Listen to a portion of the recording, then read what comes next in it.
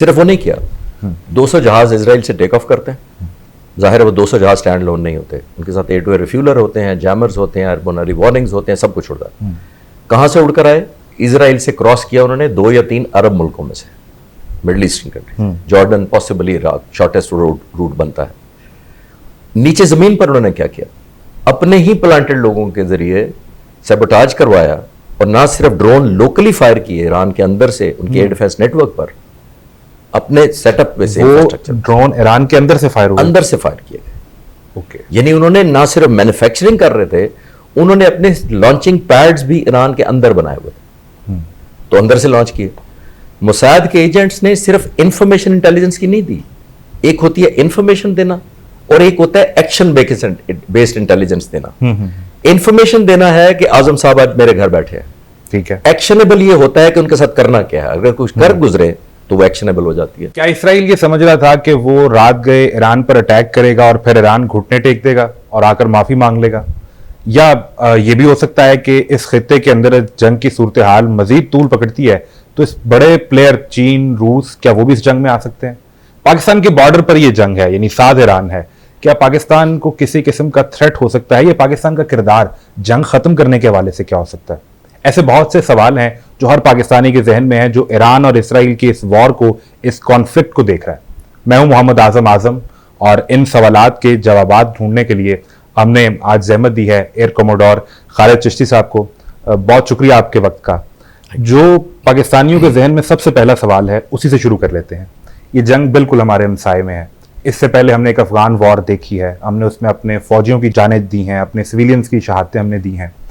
क्या इस जंग से किसी सूरत पाकिस्तान को कोई खतरा हो सकता है? और मैं इसलिए कह रहा हूं क्योंकि जैसे ही ये सिलसिला शुरू हुआ, एक वीडियो आपकी नज़र से गुजरी होगी जिसमें इजरायली प्राइम मिनिस्टर बात कर रहे हैं कि ईरान के बाद नेक्स्ट टारगेट पाकिस्तान हो सकता है। अगर नरेंद्र मोदी की तरह वो जंगी जुनून में कोई गलती कर ही बैठते हैं तो फिर हमारी तैयारी उससे कितने गुना ज़्यादा होगी? बहुत शुक्रिया आजम साहब मुझे इनवाइट करने का और आप यहाँ तशरीफ लाने का। देखिए, दुनिया में जब भी आपके नेबरहुड में जंग होती है, इसमें कोई मुश्किल बात नहीं है समझना कि ये बड़ी चैलेंजिंग होती है। और पाकिस्तान की सूरत हाल दूसरे मुल्कों से बहुत मुख्तलिफ है। मुख्तलिफ इस तरफ है कि हमने इतने लंबे कई 100 किलोमीटर का हमारा बॉर्डर अभी ठंडा नहीं हुआ ईस्टर्न साइड पे इंडिया के खिलाफ। KPK और बलूचिस्तान के अपोजिट आपने देखा होगा कि अफगानिस्तान से भी वो कंफर्ट लेवल नहीं है जो होना चाहिए हमारा, और ये तीसरा एक बॉर्डर है जो हमारे को। इसमें कोई शक नहीं कि पाकिस्तान इस तरह की एस्केलेशन का अपने खित्ते में मुतहम्मिल नहीं हो सकता। अब कॉन्सिक्वेंसेस क्या? देखिए, दुनिया में आप पर हमलावर कोई होता है तो वो अपना थोपना चाहता है आप पर फैसला, अपना इम्प्रेशन, या आपको मजबूर करना चाहता है कोई ऐसा फैसला करने पर जो आप वैसे नेगोशिएशन में नहीं मान रहे। ईरान का भी यही हुआ। ईरान का उन्होंने पूरी कोशिश की कि वो हमें उनको ये न्यूक्लियर से हटाएं, लेकिन नहीं हटा सके। उन्होंने यूज़ ऑफ फोर्स किया, अनएथिकल है, तो किसी सॉवरेन मुल्क को आप नहीं कर सकते। लेकिन पाकिस्तान की फ़र्क दोनों में ये है कि मुल्क रिस्पॉन्ड करते हैं अपनी 2 वजह से। आपकी वॉर फाइटिंग कैपेबिलिटी डिपेंडेंट होती है वॉर फाइटिंग स्टेमिना के ऊपर, ठीक है, और वॉर फाइटिंग स्टेमिना होता है आपके फोर्स गोल्स के ऊपर कि आपने अपने फोर्स गोल्स क्या सेट किए, और फोर्स गोल सेट होते हैं आपकी दुश्मन की तैयारी को देखी, कैपेबिलिटी को देखते हुए। बिल्कुल ठीक है। तो ये रिवर्स इंजीनियरिंग है। हमने आज तक आपने नोट किया होगा हिंदुस्तान के खिलाफ तैयारी की, बिल्कुल। मई के पहले हफ्ते में और पहले 10 दिनों में हमने देखा हमारी इंटेंशंस भी क्लियर थी कि हमने क्या करना है, हमारे फोर्स गोल्स भी क्लियर थे, हमारी स्ट्रैटेजी भी क्लियर थी, और रिस्पॉन्स भी आपने और फिर जो किया वो दुनिया ने देखा। वो दुनिया ने देखा। और वो क्यों दिया? आजम साहब, दुनिया में हर मुल्क जब इस तरह का एडवेंचर करता है तो उसका एक मकसद होता है। उसका ये मकसद होता है कि आप पर वो प्रोहिबिटिव प्राइस इम्पोज करे, आपको वो कीमत दिखाई जाए या देखने पर मजबूर कर दिया जाए कि अगर आप ये मेरी बात नहीं मानेंगे तो आप इसमें ये करूँगा। आपने नोट किया इजराइल और अमेरिकन प्रेसिडेंट उस दिन से यही कर रहे हैं, या मान जाए आपको पता नहीं क्या कुछ आ रहा है। हिंदुस्तान ने हमारे साथ क्या किया, मैं कोरिलेट इसलिए करता जा रहा हूं ताकि आपके व्यूअर्स आसानी से, और वो इजी भी रहेगा। तो कभी वो 3 हफ्ते पहले की बात है, 4 हफ्ते चंद हफ्ते उन्होंने कहा पानी खून इकट्ठा नहीं बहेगा, यूं कर देंगे, ऐसा सबक सिखाएंगे, घुसकम मार देंगे, ये कर देंगे, जो करना था। क्या था वो सारा कुछ? वो ये था, पहले साइकोलॉजिकल वॉरफेयर शुरू होती है, आपको मेंटली तौर पर डिफीट किया जाता है। कि आपकी सलाहियत ही नहीं है लड़ने की, चाहे वो ईरान हो चाहे पाकिस्तान हो। यही हुआ हमारे साथ। हमने जब 7 तारीख को किया या उससे पहले जो कुछ किया, हम वॉर डिटर कर रहे थे। बिल्कुल ऐसा। हम हिंदुस्तान को खौफजदा कर रहे थे कि जो कीमत तुम हम पर इंपोज करना चाहते हो, तुम्हें उससे ज्यादा कीमत देनी पड़ेगी। और वो फिर दी भी। 10 तारीख को क्या हुआ, वो 9 तारीख का शाखसाना था। 9 तारीख को हिंदुस्तान ने हम पर जब हमला किया, पहले 2 दिन ड्रोन मारे, उनकी एयरफोर्स ग्राउंड हो गई, जो हमें अब पता लग रहा है।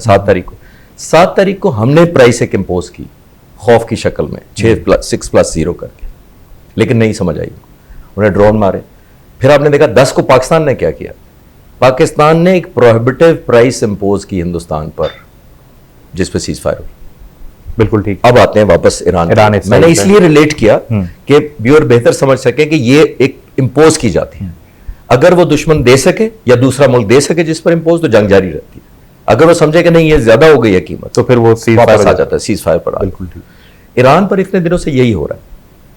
पहले दिन उन्होंने क्या किया, one of the biggest blow, जो पंच जिसको कहना है, अगर बॉक्सिंग रिंग की बात करें तो पंच था जो पहले दिन हमला हुआ। उनकी मिलिट्री कमांड और न्यूक्लियर कमांड जो थी उन्हें एलिमिनेट किया। सिर्फ वो नहीं किया, 200 जहाज इजराइल से टेक ऑफ करते हैं। जाहिर है वो 200 जहाज स्टैंड लोन नहीं होते, उनके साथ एयर टू एयर रिफ्यूलर होते हैं, जैमर्स होते हैं, एयरबोर्न वार्निंग्स होते हैं, सब कुछ उड़ता है। कहां से उड़कर आए, इजराइल से क्रॉस किया उन्होंने 2 या 3 अरब मुल्कों में से, middle eastern country, Jordan, possibly Iraq, shortest route बनता है। नीचे जमीन पर उन्होंने क्या किया, अपने ही प्लांटेड लोगों के जरिए सैबोटाज करवाया, और ना सिर्फ ड्रोन लोकली फायर किए ईरान के अंदर से उनके एयर डिफेंस नेटवर्क पर, अपने सेटअप पे से इंफ्रास्ट्रक्चर, ड्रोन ईरान के अंदर से फायर हुए, अंदर से फायर किए गए। ओके। यानी उन्होंने ना सिर्फ मैन्युफैक्चरिंग कर रहे थे, उन्होंने अपने लॉन्चिंग पैड्स भी ईरान के अंदर बनाए हुए थे, तो अंदर से लॉन्च किए। मोसाद के एजेंट्स ने सिर्फ इंफॉर्मेशन इंटेलिजेंस की नहीं दी, एक होती है इंफॉर्मेशन देना और एक होता है एक्शन बेस्ड इंटेलिजेंस देना। इंफॉर्मेशन देना है कि आजम साहब आज मेरे घर बैठे हैं, ठीक है। एक्शनेबल ये होता है कि उनके साथ करना क्या है, अगर कुछ कर गुजरे तो वो एक्शनेबल हो जाती है। ओके। तो इनकी इंटेलिजेंस इतनी स्ट्रांग थी और इतनी मौसर थी, जिसका अनफॉर्चुनेटली ईरानियों को नहीं खबर थी, कि ना सिर्फ उन्होंने इंफॉर्मेशन दी, बल्कि जब उनको ये कहा गया कि ये लीडरशिप को एलिमिनेट कर दो, तो उन्होंने न्यूक्लियर साइंटिस्ट को एलिमिनेट किया या टारगेट किया, उन्होंने पॉलिटिकल लीडरशिप को टारगेट किया, उनके आर्मी चीफ को किया और टॉप मिलिट्री जनरल्स को शहीद किया।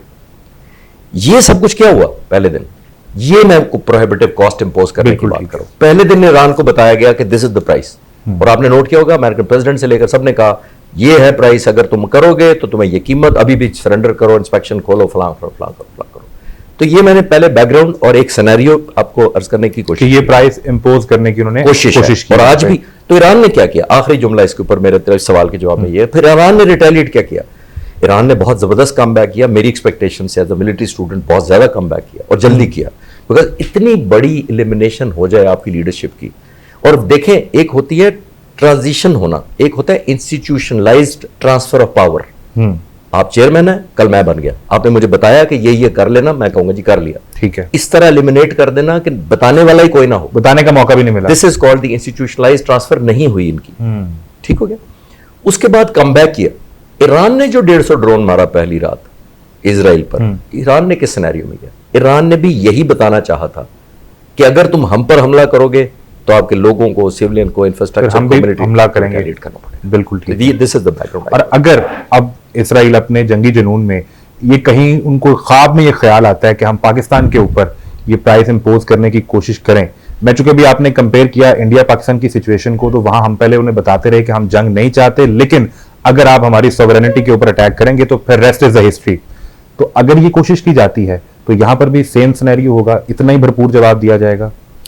मैं 1980-81 में जब फाइटर पायलट बना तो मेरी ड्यूटी लगी रावलपिंडी पे एयरबेस, नूर खान एयरबेस, ठीक है। और कई साल ऑफ एंड ऑन आती रही। ड्यूटी का मकसद ये था कि न्यूक्लियर प्लांट को प्रोटेक्ट करना जो काउटा का है। उस वक्त एक ही प्लांट होता था, जाहिर है नई नई लेबोरेटरीज सेटअप हुई थी, इतना बड़ा इंफ्रास्ट्रक्चर नहीं था, ठीक है।